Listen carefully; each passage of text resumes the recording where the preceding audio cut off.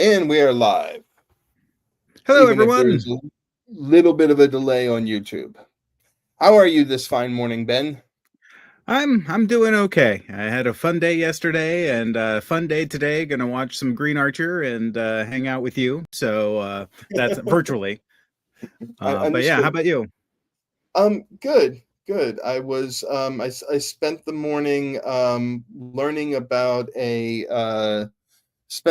learning about a super racist comic, and so I was excited about that. Um, Oh, uh, uh, uh-oh. it's it's a comic from the 1920s called Joe and Asbestos, and I just did a short about it because I was completely fascinated by it, and it's one of those things where I got into it because of another thing that I was looking at, and it kind of led to it, but um it was like the sports betting app of its day. um Okay. so what they would do is they would run this in the morning with the real picks for what horse you should bet on, and then they would, like, the next day they would show the results along with what horses you should bet on that day. And it was so popular that gamblers would buy the paper just for this, but papers would also pay extra to be the only paper that was allowed to distribute it for like 300 miles. Wow. Because at one point in the 1920s, up to $3 million in gambling money every day was directly attributed to that comic. Now, all of that, you're probably wondering, hey, where's the racism at there? Um, the One of the main characters, Asbestos, was an African American stable hand, and he was depicted in very much the vaudevillian style of African American, so looked more Right. like a monkey than a human. Right. In fact, because this strip was so incredibly popular, it eventually got the attention of Congress, and Congress asked them very nicely, didn't demand, but asked very nicely, "Hey, can we change that character a little bit?" And the guy behind it, who ran this strip up until 1970, um, was like, "Yeah, you know what? I'm making so much money from this. Sure." And so that's what he did. So anyway, that was how I spent my morning. That and looking over the updated the updated stuff from Dan. So Okay. for those of you watching now or later, the comic is basically finished. We've got a couple of minor corrections that Dan that I sent back to Dan this morning, but it looks great. Right now we're at 152 pages with covers and everything. So, um, everything's looked really good for a while, and it's just like minor things here and there. I feel bad going back to Dan so many times, but we want it to be perfect, and we appreciate his patience with us. Yeah, he's been absolutely fantastic about that. So Yeah, yeah, and so glad to have him. yeah, go ahead. I was just gonna say glad to have him on the team. Like really Yeah, glad. and I mean, and just a huge shout out to the awesome podcasts community in general, Hmm. for being so supportive as we've put this together, because it's definitely been a lot, and everybody at the awesome comics podcast has been just incredible, and so we really really appreciate it, and appreciate all of the help and support that they've given. And if you aren't part of the awesome podcast community, start by listening to the Awesome Comics podcast, Yep. and then you can reach out to Dan, Tony, or Vince about joining the Slack channel, and I'm sure they'd love to have you in there, because if you are interested in comics and learning more about comics, they are they're a good bunch of people. Yeah, especially if you want to make comics. There are a lot of professionals in there that are indie professionals and pros that are giving advice, that give advice or feedback a lot. And it's a great networking resource as well as a great place just to come and hang out with cool people. Right. Yeah, and yeah, especially for indie comics, they love spending their money on indie comics. Everybody there does. I mean, they also spend their money on Marvel and DC. Yeah. Um, They spend their money on comics. So right. like but yeah, no, they are absolutely fantastic. And Dan is a comic creator, Tony's a comic creator. I think Vince is a comic creator as well. Yes. Yeah. Okay. Exactly. So yeah, they're all in it. They're all in it up to their eyeballs. So So Ben, I will let you, before we dive into this, I will let you do the PBS telethon update. Where do we stand, and where do we need to get to hit our next stretch all goal? right, let me see if I can refresh without anything freaking out.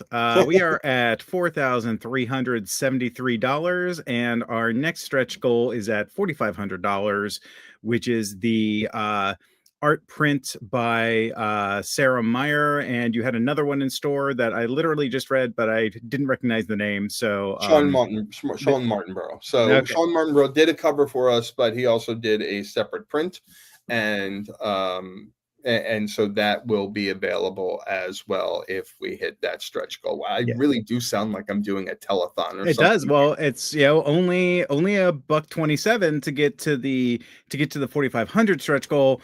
And then, a couple people got to pony up if they want tiny little siege weapons. So, it's, because 5,000 is the ballista stretch goal. Is 5,000 also the one where we decided that I would dress up in Disney Robin Hood apparel and do another archery video? Yes, that is okay. correct. Yes. So, on behalf of the campaign, I think you should donate to get us to the $5,000 level.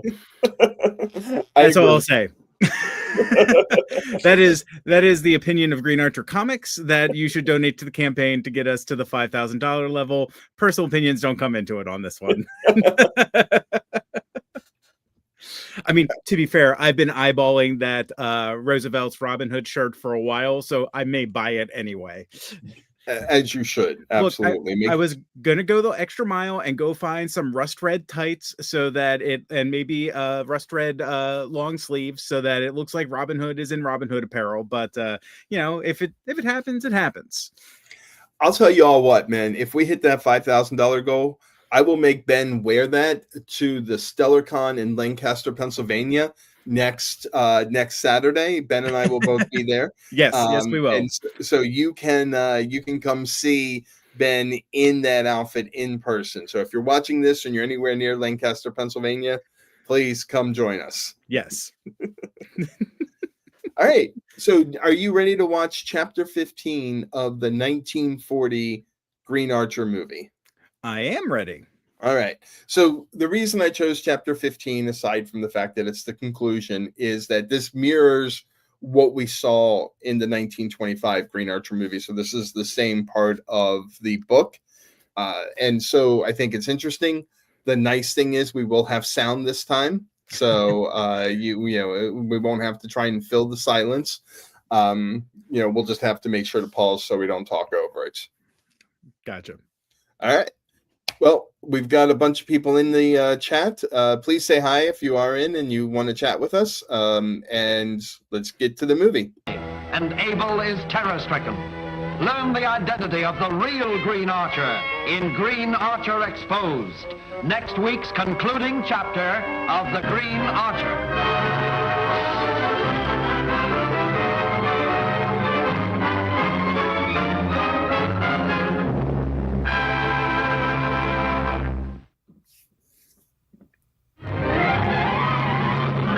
Start right back with Columbia. And I move forward on this, except that I'm afraid I'm going to break the streaming software if I do that.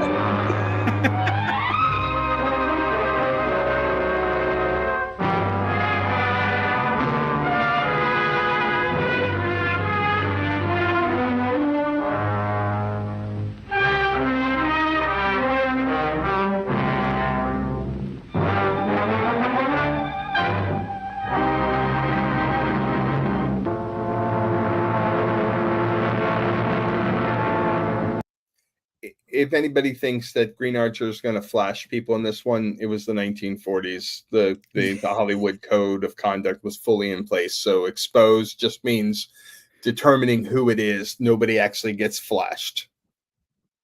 Yes. We're all grateful for that.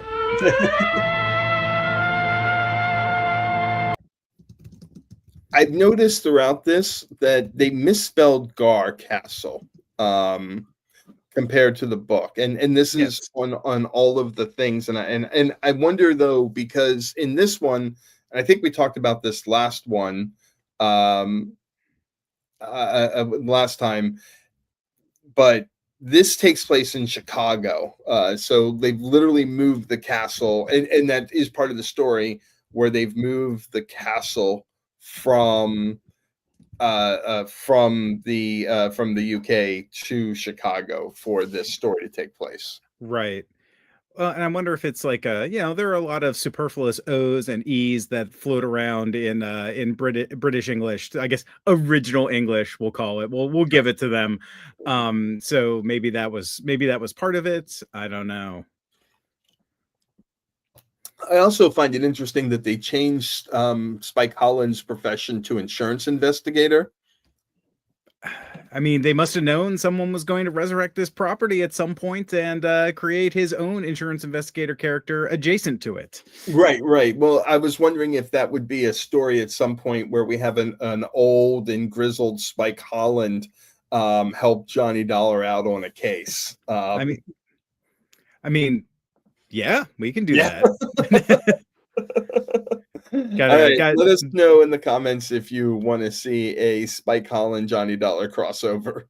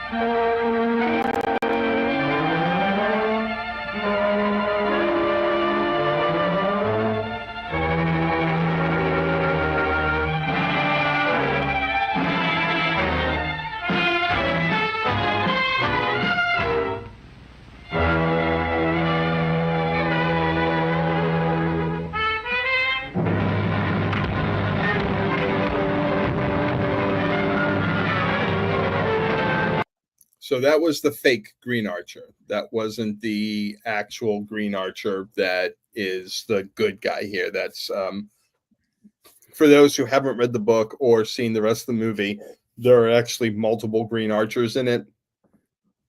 And we saw this in the last one too, where Abel Bellamy has one of his henchmen also dress up as the Green Archer.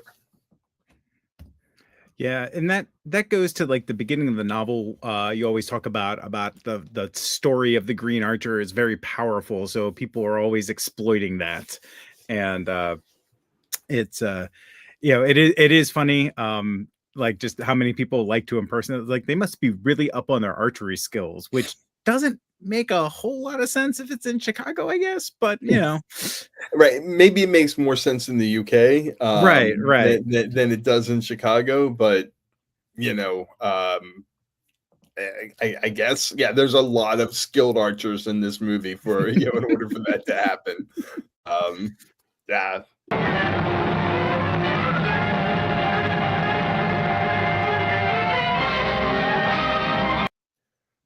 Probably not a good idea to light a cigarette when you just released gas all throughout the house, but yeah. Listen, you got to look cool. You're going to rip a heater. So yeah, exactly.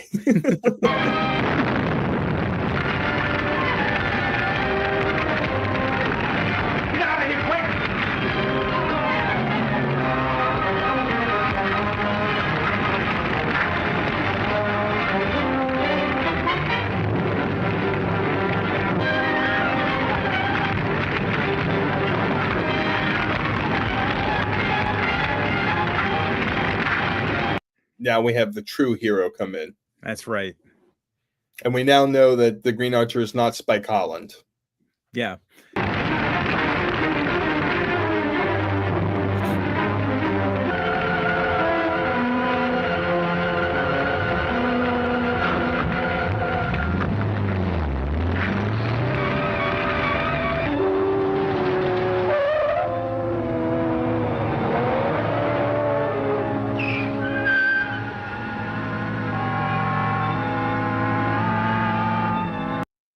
I've got to wonder how much money did they spend to build that set, or if that was from another movie that they just reused. Because that car elevator is pretty cool. Yeah, And that's it pretty feels like rad. a lot. Go ahead. I was just saying, yeah, that's pretty rad. Yeah.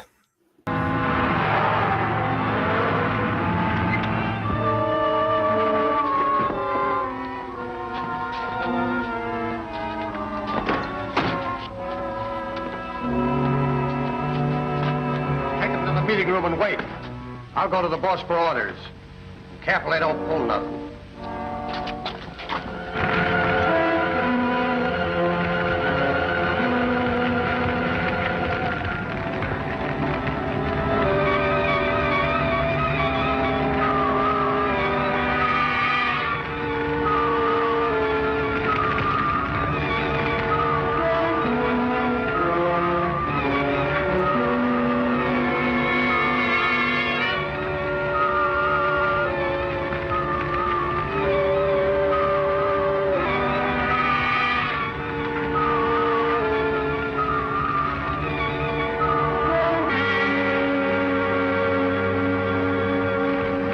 Take him to the hidden room.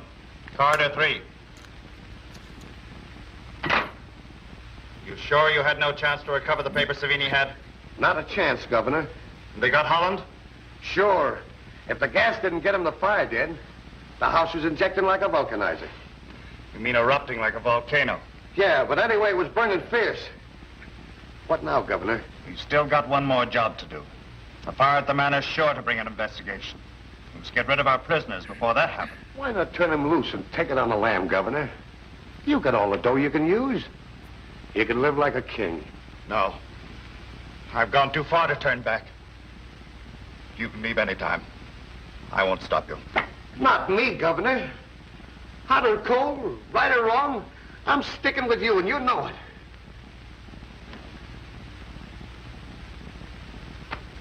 I believe that, Dinky, and I appreciate it.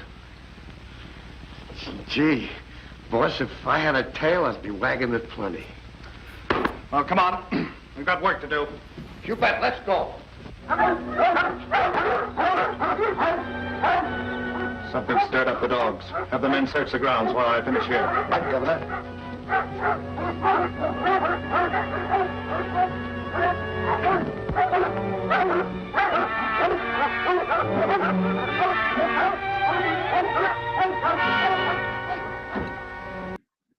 Hey Ben, can you avoid a pack of wild dogs who are tracking your scent by just climbing over the wall in another part of the estate? I mean, I don't know. I guess it depends on the kinds of dogs. But like a Chihuahua, maybe, but not those dogs. Yeah, it not that we're looking for plot holes, but that was it's not quite doesn't quite hit, but it is nice to see the dogs there. So that's foreshadowing something that happens in my comic. A little bit different, but yep. Yeah, absolutely. So what do you think of this so far? Because you haven't watched this before, right? I have watched some of it. Like back when we were first working on this project, I went through and I watched some of this serial, not all of it, because it's really long. Right. It's 4.5 hours, which is why we're not watching the whole thing. We're not going to torture y'all with 4.5 hours of us chatting. Yeah. Although, I mean, yeah, I've listened to worse things, but like I like it. It's got like especially after having watched the other serial about it, like the sets like very, very flat in terms of like background and everything. It's not bad per se. Just I noticed that I'm like, is that a matte painting or is that an actual set? Like, what, no shame, like do what you got to do with the movie serial. But I mean, I like it. I appreciate all of the suits in it. A lot of good menswear to look at, and maybe we can bring it back. How about you? Absolutely. I like it. I like it for what it is. I mean, remember this, as you said, this is a movie serial. This wasn't the A movie. This didn't get the biggest budget or anything like that, but it was extremely popular for its time, and it was very well hyped, just like the 1925 movie was. So, I, I think the acting is good, and there are some ridiculousnesses that are in there, but there are ridiculousnesses that are part of it being a movie serial.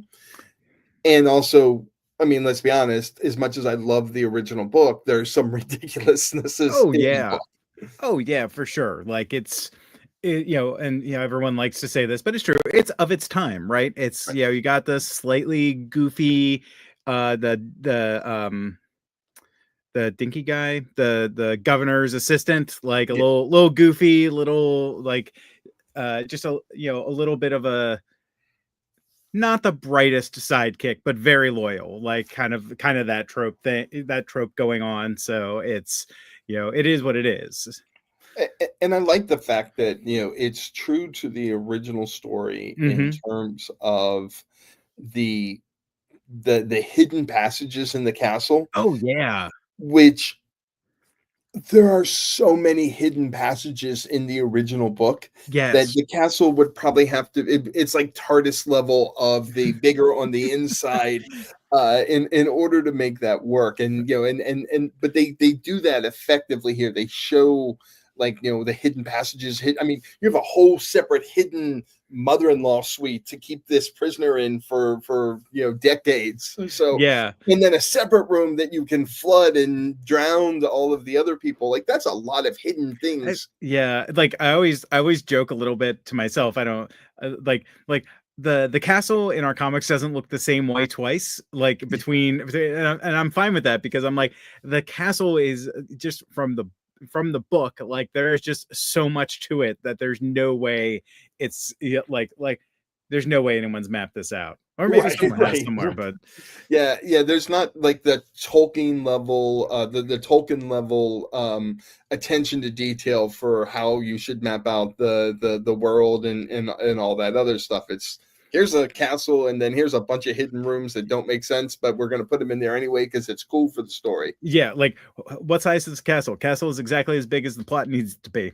Right. It has all of the rooms necessary for the plot to happen. Right.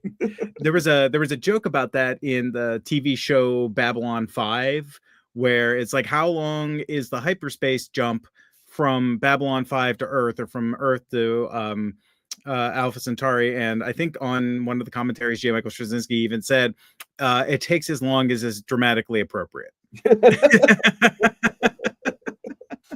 Nice. Yeah. All right, let's go back to our hidden rooms. You've Yes. been whining about your beloved family so much, I've decided to let you see them. You mean you're going to let me go? Hardly that. I brought them here instead. No. No. Bring her on. So that is Valerie's mother, who's been held prisoner for, like we saw in the last one, for years and years and years. Yep. No. No.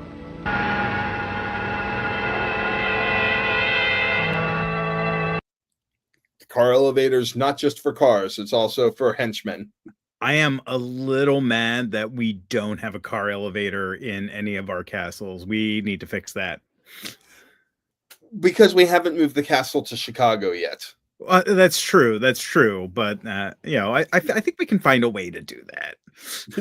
I'm already working on it. Let me just put it that way. Hey, no, I want to do a volume 2 like this because I've really had a great time doing this. Again, I don't know if poor Dan has had a great time with all the editing. Like he may slap us if we ask him again. But I think, if we wait a couple years, give him a chance to relax after we go through everything with the Saint. Yeah. Well, and he's got his own projects coming up. Don't forget. Yeah. Yes. So. Yeah. I mean, well, I think Viper is well along the way. By the way, if you are subscribed to this channel, look for my review of his first Viper comic, and tonight at 10 there'll be a review of the second one. I really enjoyed that series. So if you like 80s and 90s action movies, you will absolutely love Viper, and I cannot wait for the next one to come out. So Plug for Dan Butcher and Vanguard Comics. Yep. Mike Holland. These are the worst guard dogs ever. Like the random mobsters caught up to Spike Holland before the guard dogs did. I mean, is there like a second? Is it like concentric circles of gate? Did he was he inside like the gate where the dogs roam, and then he like got over the wall and came in? Because there was a wall in the book. Like there was like a guest cottage that you could see the castle from, and there was a wall. So I don't know if but the dogs were on the other, but the dogs were on the proper side of the wall in the book is all I'm saying. Right. Again, we'll have to at some point draw out what not just the castle looked like, but the whole grounds looked like. Which, so funny, right? There's the guest cottage, and that's where Valerie was staying, at the lady house, which is now burned to the ground, but from the outside just looked like a 1930s era tract house. It didn't really look, but I guess again, when you move it to Chicago, you're not going to get like a stone cottage or something. Yeah.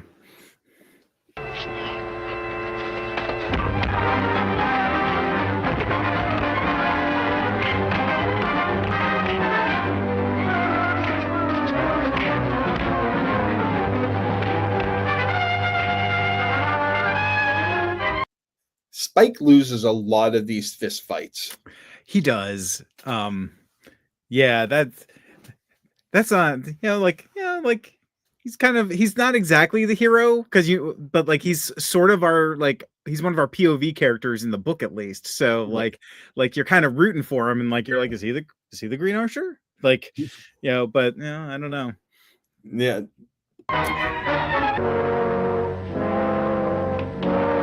Follow the gift. Yeah, notify the boss. We'll get him inside.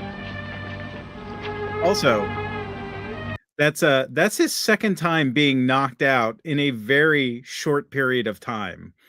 Spike has a traumatic brain injury. Oh yeah. He really needs to go to the hospital. They need to invent the MRI machine to check him for a concussion, because it's going to be rough. That's why they never did a sequel of this, is because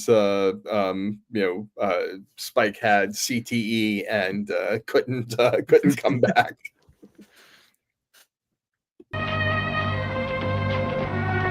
There, my dear. Spike will find us here. I know he will. Oh, Dan, darling! Oh, darling, Valerie!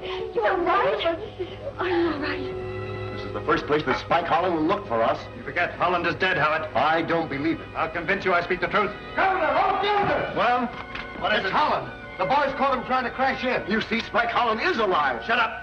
Where is he? They're carrying him in. His arrival has only hastened the end of you all. Depend on that.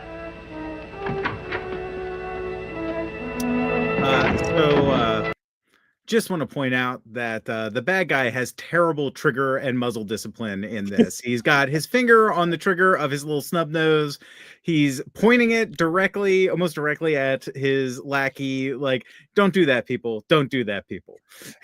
In fairness, his lackeys are disposable. So I know, but it just, ever since I had it pointed out to me once about like the two basic rules of it. And so now anytime I watch anything with a firearm in it, I'm like, that is terrible trigger discipline. What is wrong with you? it does feel a little bit though like Abel Bellamy is in a different movie than the rest of the than the rest of the cast. Like he thinks that he's a British lord and everybody else is in Chicago. And I don't know if that is an intentional choice by the director or the actor just not getting the message about where this movie is set, or not caring and just wanting to bring that across the pond, as it were. Yeah, that could very well be. You keep your eyes on that panel and nothing else. I intend to finish them for all time. Good job, boss. You do lots of murders. Yeah, I was like,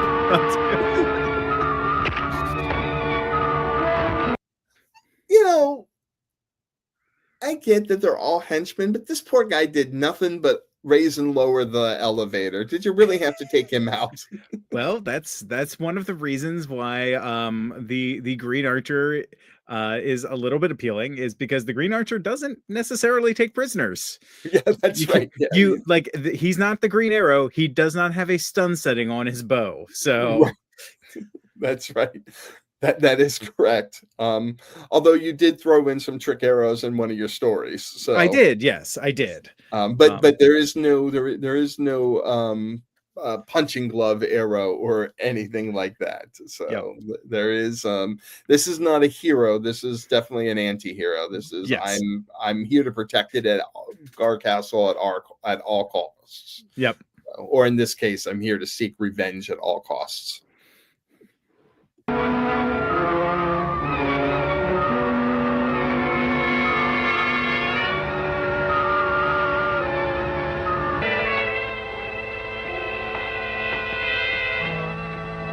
Look at that. Look at that.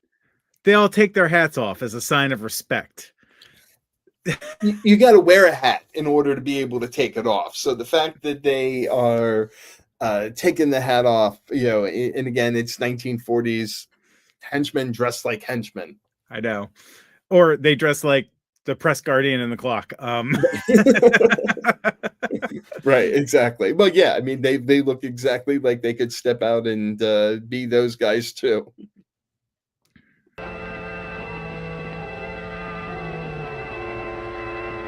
Thanks, Holland. You saved me the trouble of bringing you here. It played right into my hand. You're bluffing, Bellamy. I'm the last man you did want here. Just what did you expect to gain by coming here? The release of Mr. Howard and his 2 daughters. Oh, I know you have them, and so do the police. Now you're bluffing. The police do come, they'll find nothing. You'll all be disposed of by that time. Well, that won't do you any good. Because there's a record in my safe deposit box of everything that has happened. Starting with the railroading to prison of your own brother. Perhaps his murder. Not to mention the murder of all those poor devils who have worked for you and received death as their reward. There's a record of your robberies and the destruction of Professor Rackaby and his life-giving formulas. It's all there in black and white, Bellamy. So now you do anything you want to do because you and your gang have definitely reached the end of their road. You keep back! I can handle him myself. Sure you can handle it. Why shouldn't you? You're not taking any chances. I'm tied. So, you think I'm afraid? Afraid? You're scared to death, Bellamy. Release him. Really? That works? Come on, I dare you to untie me. I dare you. I mean, like, again, I'm not rooting for Bellamy, but like, you literally had a gun in the last scene, and he's right there. So, and you don't need anything from Holland. If Holland's telling the truth and he's already alerted the police, it's too late. There's nothing to gain from this other than you need another fight scene. I do think that, and this is again common in these serials from the 1940s. You had to have like multiple fight scenes to keep people interested in your serial. So you need to, even if you had to manufacture it, they had to be there. And it was never just one-on-one fight scenes. It was always like we've seen so far with, one guy against 4 or 5 people. Yep. Don't do it, Governor. He's trying to get your goat. Yours are told.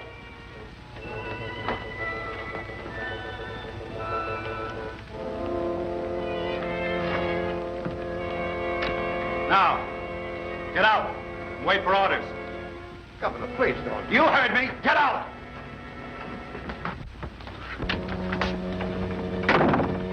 There. Does that look like I'm afraid? This gun is fully loaded. I'd welcome any effort you might make to get it. If I wanted to kill you, I could have long ago. I don't specialize in murder. I'm interested in the release of Mr. Howard and his 2 daughters. Can we make a deal? Your foolish admission that you left a statement for the police makes it important that I destroy all trace of you and the others. The police will find an empty castle. This should interest you. Mr. Howard. Your friend Mr. Holland is here. Perhaps you or the ladies have a message for him. Speak up. What is this, Bellamy? Another one of your tricks? Well, thanks. Thanks a lot. I just wanted Holland to know you were here. Have you a farewell message, Mr. Holland? Sit tight, help's on the way. Where are you? help you speak up will arrive too late.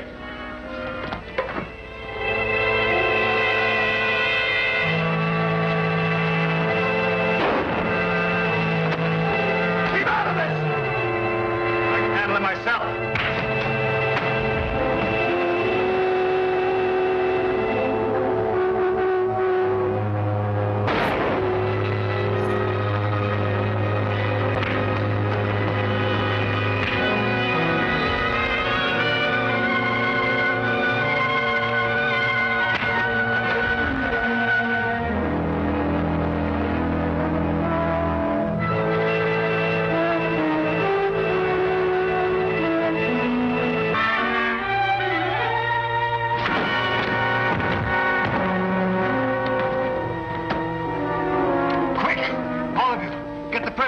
Put them and Holland in the room we prepared.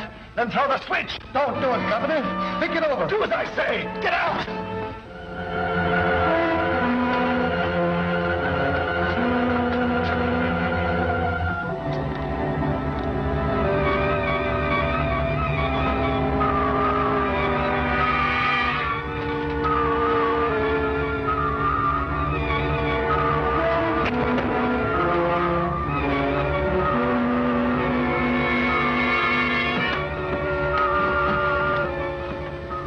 To look for help.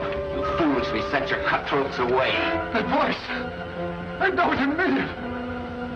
Why, you're Michael. Yes, I'm Michael. Brother you robbed and sent away to rot in prison. The brother you thought killed in the train wreck. Release those prisoners at once. No, I sent them to their doom. When you first read that in the book, were you surprised? Yeah, a little bit, actually. Like, I wasn't... Yeah, they did a good job of hiding it. Yeah. I mean, there was so much misdirection in the book and discussion about, like, Mr. Howitt being a champion archer and Spike Holland, of course, not being a champion archer, but, seemingly to be... having that double life, etc. So there was enough misdirection that you had no idea. And then same thing here, his brothers mentioned early on, but not really talked about in the story at all. And then suddenly there he is. Yeah, no, I didn't really see that. I didn't know what to expect from that book, so I guess it was well done in that respect. Like a lot of red herrings. Right, absolutely. Too late. Nothing can save them. Tell me where they are, or I'll choke it out of you. Get back!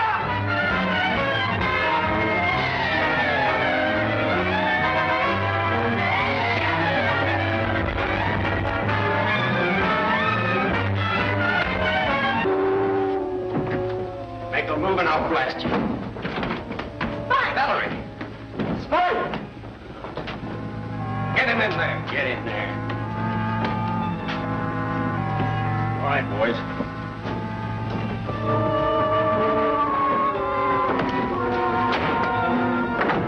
Go to the meeting room and wait. I'll take care of them. Oh, Spike, what are they going to do to us? Nothing. Don't get in a panic. I had a showdown with Bellamy, and he's locked us in here so he can make his getaway. Sounds like heavy machinery. He's going to kill us. I know he is.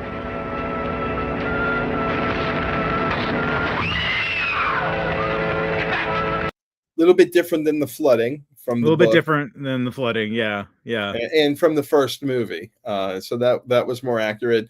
This is definitely more dramatic. And interesting that you have this elaborate, again, your castle's so big that you're going to have this random elaborate fire room set up. I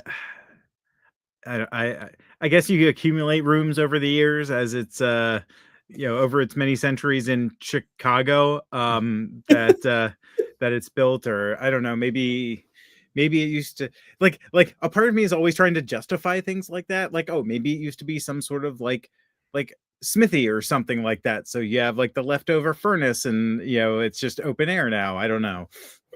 And that could be. I think that's actually a good point. Like, you don't know what this castle, when it was moved over brick by brick, was built over. But it definitely feels like it goes down several subfloors. Like, yes, it's Go it's ahead. it's a little bit of the Galaxy Quest where they're going through, and like there's just a random set of like fire and like stompy things in there, and they're like, what is this even doing here? Yeah, Sigourney Weaver. I mean, Sigourney Weaver obviously is a national treasure, but especially in that movie, really providing the what the hell? Yeah, well, and that's not what she said. If you go back and you watch that scene, they definitely edited her actual words to make sure that they got their PG or PG-13 rating. but I think that's the more appropriate response was what she actually said. Yes. It's funny going back to Galaxy Quest. That was the one I love, that early on where there's like the one phrase that it's her job to say, and that's really, aside from having boobs, like her job is to say that thing. And she gets really mad if somebody else tries to say it. I know that's the only thing she's allowed to do. Yeah, and I do wonder if that is like directly responsible for, pardon the tangent, directly responsible for all of the subsequent Star Trek incarnations, making Lieutenant Uhura like an actual linguist rather than just like the lady who does the the telephone operator role. It's like, no, she actually can speak all of these languages and stuff like that. So I wonder if that's like directly responsible for that change. I do think that is the case. Like, okay, now how are we going to retcon Uhura so that she's not just that, especially because really Uhura was such an important character. There's the story that Nichelle Nichols famously tells about how she was ready to quit after the first season, and Martin Luther King Jr. of all people was like, no, you got to be on there because we need more people like you on here. Like, just the fact that you are a competent Black woman on this on the set of Star Trek is like an incredible advancement. So I think, I don't even know that you needed to retcon her, but I do think you're right that there's that impetus that when you call out kind of what looks, at least on the surface, the ridiculousness of her role. Like I'd never call Uhura's role in the original, like there were no like the obvious red shirts and stuff, but like if you go back and watch the original series, like it's like there are no again, other than red shirted security personnel, there are no disposable named characters on the ship. They're all kind of given time at certain points. Like obviously the big trio are the important ones, but they're like even Yeoman Rand and all that stuff. So I completely agree. Also, when did you realize that Galaxy Quest was Three Amigos in Space? I never did. So explain that. It's today. So Galaxy Quest today is the day that I know this, and I think anybody watching this now knows this. Explain. So Galaxy Quest is Three Amigos in Space. It's a bunch of actors who are recruited to save people who think the things they do in the movies are real. And then they eventually have to try and live up to this image that they like created for themselves while still showing the people it's like, no, we're real people, like we're just actors, but we can still help type. And so like someone pointed that out to me like years ago. I was like, that's hilarious. So it's fair. I mean it's I think it's a fair assessment. So I said it, so of course I think it's fair. Yeah, no, I like that assessment a lot. I think that's really good. So very nice. So there you go. So you learned something new today. Aside from about the Green Archer, you learned that Galaxy Quest is Three Amigos in Space. Yes. So well, you didn't learn that, but people watching did. All right, let's see if they can escape the fire room. Yes, the fire pit. The fire pit, yes.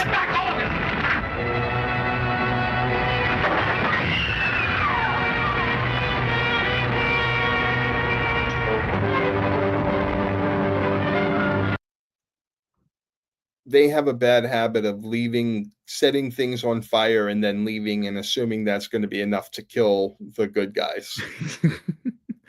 This is twice now in the last 15 minutes that they've done that. I know. Also, y'all are a bunch of bastards just willing to burn people alive. That's twice. I mean, that's a pretty horrible way to go about disposing of your enemies. Yeah, they deserve everything that happens to them.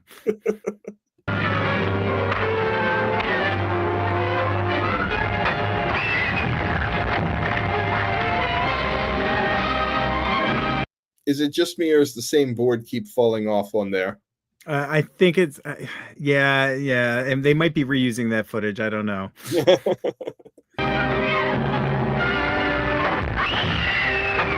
Oh, there we go. There's new things falling now. Okay.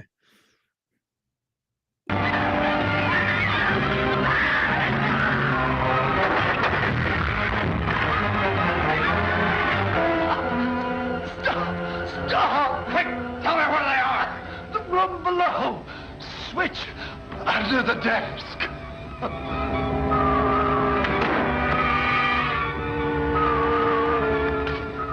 You lie!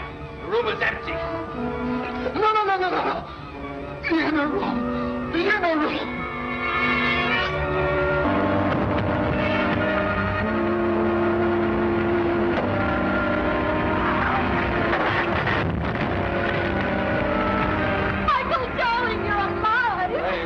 No time for explanations. We've got to get out of here.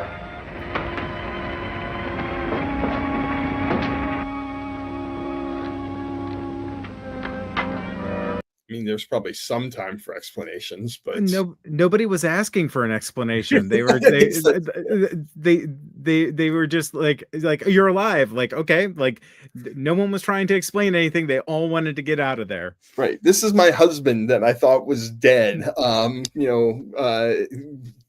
Yeah. Maybe give me a little chance to be happy.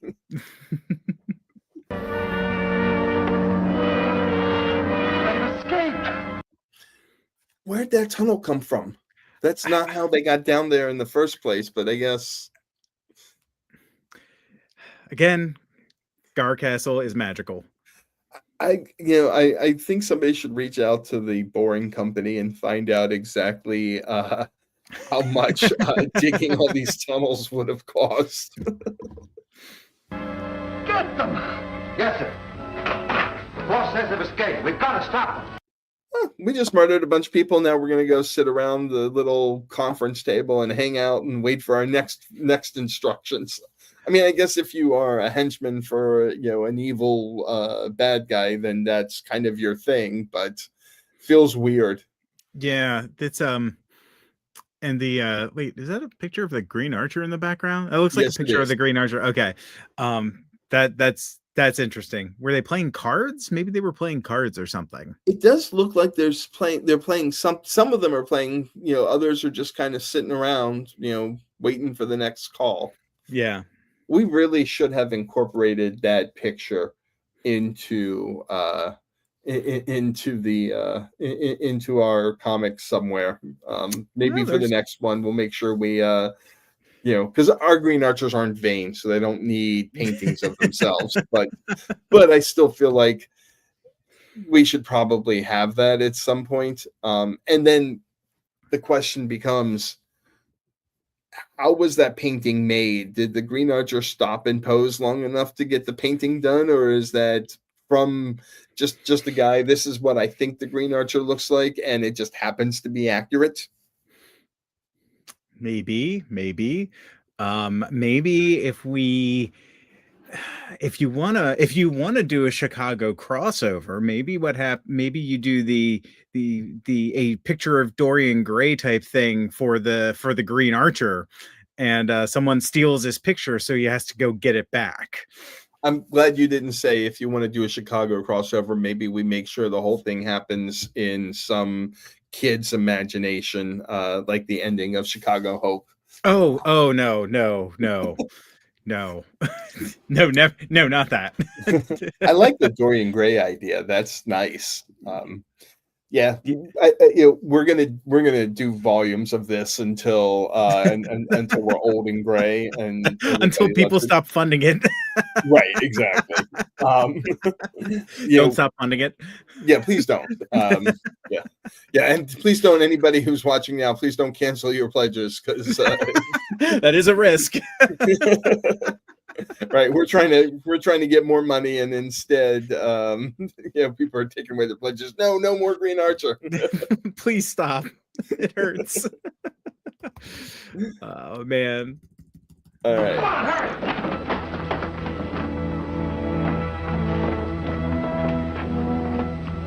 You stay here with the girls. Michael and I will go after Abel Bellamy. Governor! They've been released.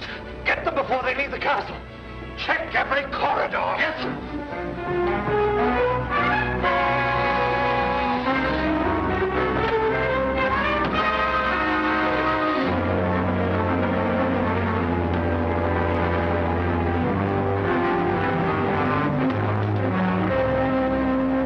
Feels like we're gonna get a Scooby-Doo style chase scene here.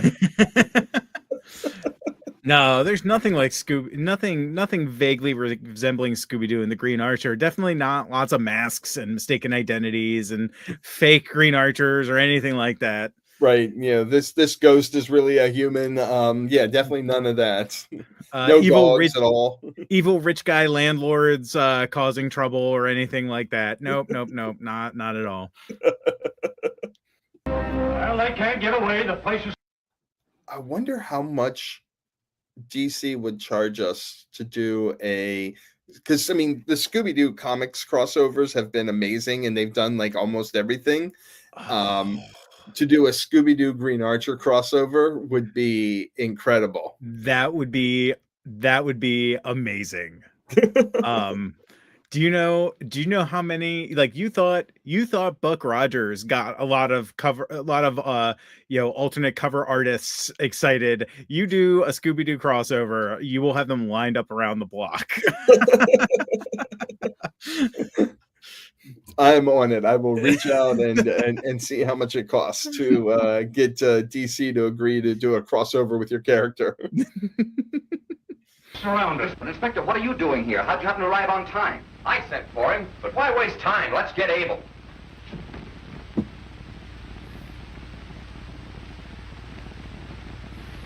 Halt or I'll shoot.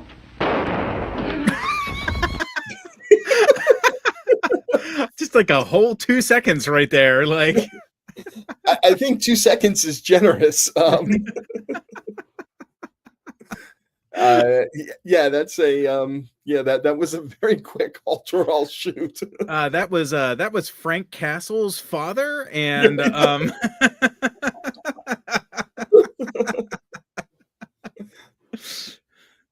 now are they afraid to go in because they look a little worried now. It's 4 against 1, but let's see.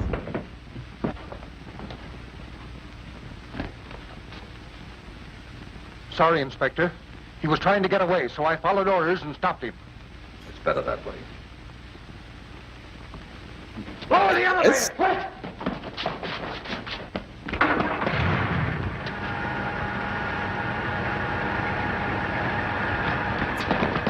All right, come out of there with your...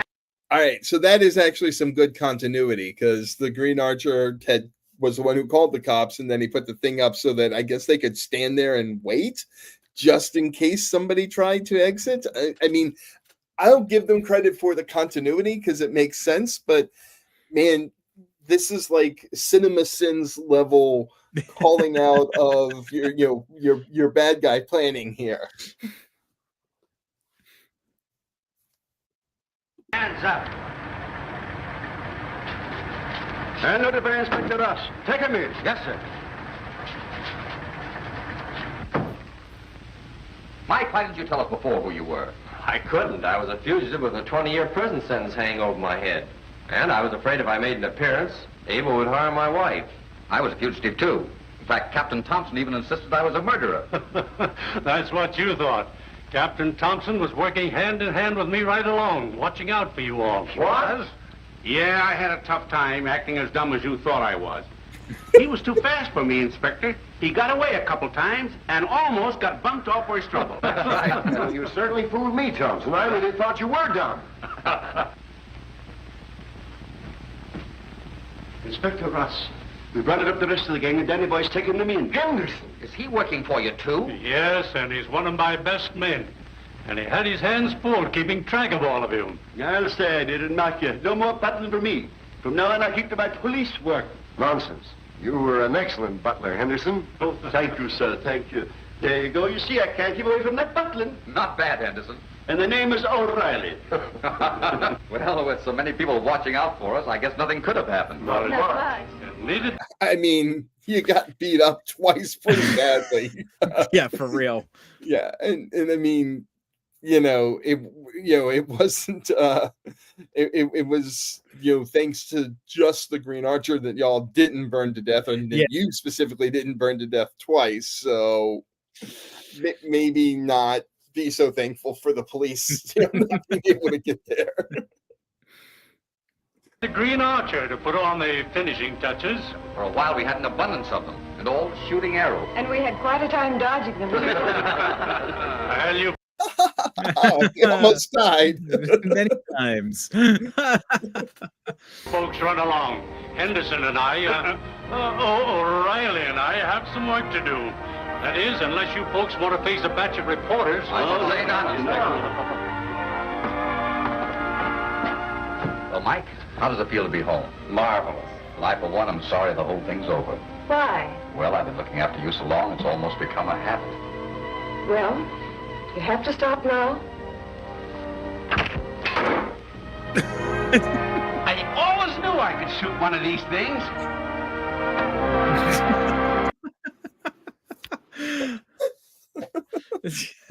That almost feels like a satire ending of like an 80s TV show where everybody's just standing around like after things end. Yeah. Like Yeah, and the little kid or something like that. Yeah, and the little kid says something wacky like that. Right. Yeah. Yeah.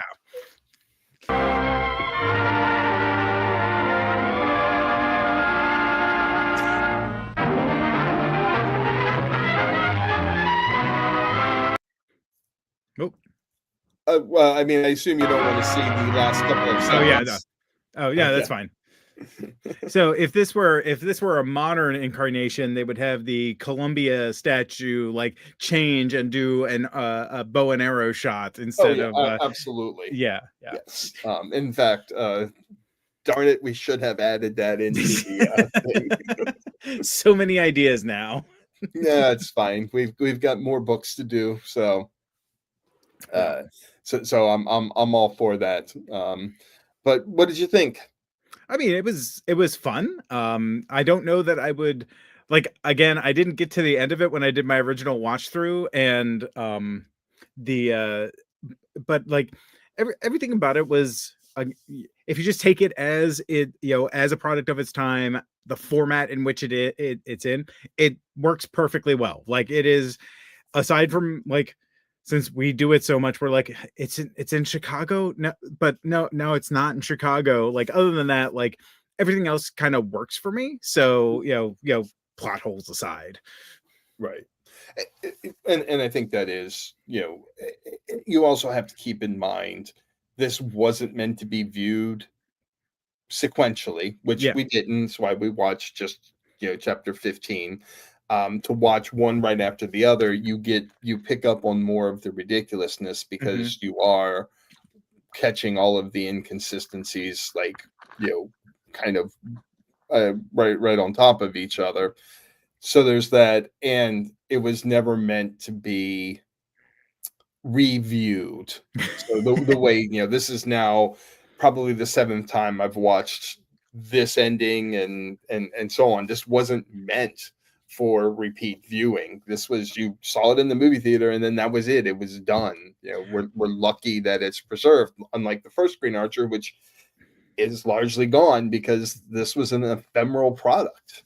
Yeah, and like that makes sense because you'll remember the highlights. You'll remember the castle. You'll remember the unmasking of the archer, and you'll kind of smooth over those other details. Right. Yeah, and it's really interesting now that YouTube has brought these things back to light. So, have you had a chance to see the video that I put out about the yesterday about the comic about the connection between the Green Archer and the Green Arrow? No, I haven't watched that one yet. I Okay. did see it come across my feed, but yeah. Yeah, so I actually found the original article on eBay that was published in 1999, and this is pre-YouTube. So the Green Archer was not widely available, and so there is the creator just basically like, I'm gonna have to take your word for it that this is what happened because I don't have any way of watching that movie. I just know it's a black and white movie, and Right. now we can actually watch it and see those connections. Ben and I have joked before, and hopefully this doesn't lose us more pledges. That at some point, I want to make a T-shirt that has the Green Archer shooting the original Green Arrow cap with a caption underneath that says Green Archer shot first. There'll be like 10 people in the world that appreciate that joke, but those will be like our people. So this has gone on a little bit longer than I intended. So I appreciate you sticking around. Hopefully My you've pleasure. got some fun and exciting things to do over the next couple days since you're going to be alone. What's going on in your life? Let's see here. I'm going to go to work and then no, I have a couple days off work this week, so other than hitting lunch with a friend, I'm probably just gonna chill, maybe start cleaning up the chaos you guys can't see off camera and doing some I usually like to do a project when my wife is out of town and it depends on so like one time she left and I got so fed up with our Wi-Fi network that I went and I bought and installed an Eero network so that it was just set up and ready to go when she came, a mesh Wi-Fi network when she came home, and she could just log on. And I was like, yeah, we have a different Wi-Fi network now. And she's like, what? I'm like, don't ask. It just happened. Just let it go. So, but mostly I'll probably clean up down here. I have some other projects I'm working on. Apparently, I have to check some edits on the Green Archer Omnibus that Dan sent over, which I am happy to do, so that we can get that in a finalish form. Yeah, And so this will be ready to go once we all sign off on it. I had some minor changes to send to Dan, but once we sign off on it, it'll be ready to go. And tomorrow when we close out, I will start sending things over to the printer to get them out. So the idea right now is if we can get everything to the printer this week, I am hoping that we debut this at Baltimore Comic-Con. So Baltimore Yes. Comic-Con is 17th through 19th. Is that right? I think that is correct. Let me double check that. Let's see. Baltimore Comic-Con. Let's see here. 17th to 19th. That is correct. Okay.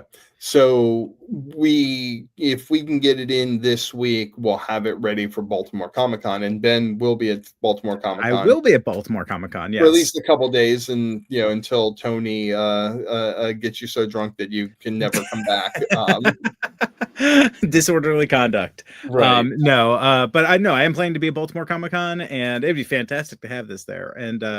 And obviously I'll be at the StellarCon in Lancaster. So, and then we're doing another StellarCon in that's going to be in November. Maryland. Yes. Yeah, in November, right? Right. Yeah, that's going to be more towards the Towson, Baltimore area. So yeah. There's a lot of cons that are in Maryland. So Chris and I yesterday were at NostalgiaCon. Yeah. We didn't table there, but we went and checked it out. I am not sure. I enjoyed it a lot. I am not sure if we want to table there. I'm debating because everything that was being sold there was old. There was one table that had like, oh, here's some new pulp books and stuff like that. But I'm not sure whether or not people want to buy new versions of our stuff, or if they only want to buy the old stuff. And Yeah. so, Well, and that is like as you continue to do this, Green Archer Comics and this creative endeavor, that is a distinction you have to make between cons that are good for you as a fan of the material and cons that are good for you as a business selling comic books. right. So so you contrast that with Pulp Fest, where Pulp Fest was a celebration of all things pulp, old and new. Mm-hmm. So there was a lot, there was a lot of interest, even though given hotel costs and everything, we didn't make our money back. There was still a lot of interest in our comics because they were new pulp. And so to me, that's worth it. Again, even if we're not going to necessarily make all the money back, it's worth it just for the networking and to hang out there and to have a good time. And, we'd spend the money anyway to be there. Might as well recover some of the cost. Right. Yeah, I would go back as just a person in attendance. So like just, a guest at the con.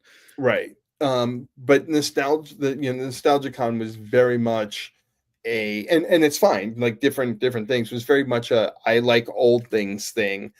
And so I may still try and table there next year just because it's relatively inexpensive and I want to see what happens. I don't want to prejudge. And we didn't get there until Saturday afternoon, and Saturday was the last day of the con. Okay. So we may have been getting there kind of at the tail end of things.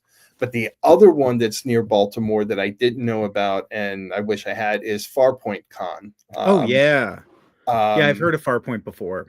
Yeah, so that's another one that I'm going to check out this year because we're not going to get a table. It's too late. The spots have already sold out. But that looks like that would be a really good one. So that would then be 3 cons that are in Baltimore that are good cons for us. Assuming it turns out that it turns out that Nostalgia Con turns out to be good, but I think Farpoint Con could be really good for Buck Rogers. The clock would fit in really well with the sci-fi theme, and this would as well. So, yes, yeah. Sorry, I was just scrolling through and looking at the guests for Farpoint Con to see what the deal was. I'll have to take a closer look at that. Well, if you decide you want to go, let me know. We'll get you some tickets, and you can meet us up there. So, okay. I know the idea of coming to Baltimore again is no fun, but whatever. It is what it is. Right. But I mean, it does look like a really good con, and I don't know how I never knew about it, given what a sci-fi nerd I am. But things fall under the radar, and like sometimes they advertise well, sometimes they don't, and you're technically outside of their market, so they probably wouldn't hit you with any podcast ads or anything like that. So and I think that's fair, and it's so it's weird because that's one of the challenges of I see comics creators down in Florida, and every weekend there's a con that they like a comic book convention that they can go to that's relatively within driving distance. It's just not the same around here.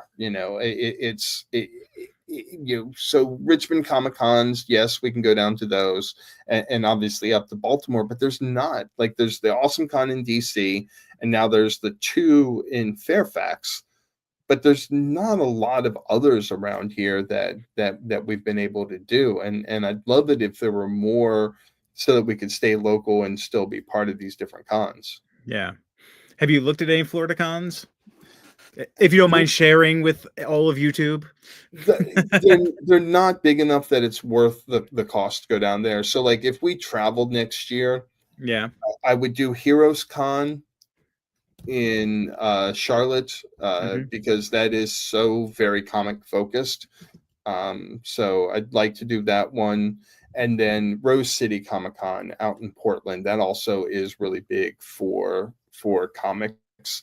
And Portland, it can get direct flight from Dulles, and if it's just me and Chris for that weekend, we can use points for the hotel room and points for the airfare.